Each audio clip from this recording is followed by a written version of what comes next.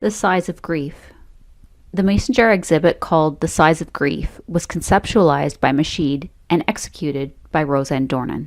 Most often we think of grief as something that will shrink or go away, or it's a file that we just delete over time. But in reality, the size of grief actually never changes.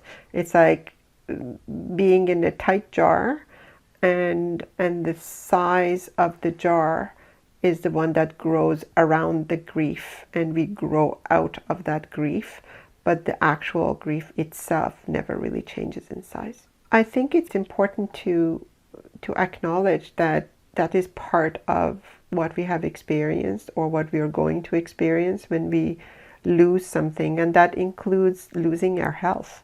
So when you're injured, you might, never be able to use your foot in the same way as you did before the injury. And mental health is the same way. Mental health is also something that once you experience it and you are injured, it's an injury, especially in the case of PTSD.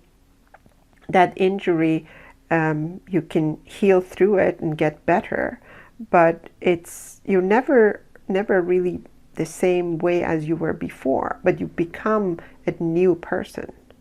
And so understanding that grief and the loss of that part of yourself, and acknowledging that, that grief is there, but I'm growing out of it. I'm growing to be a new person, a better person in most cases. It's really important.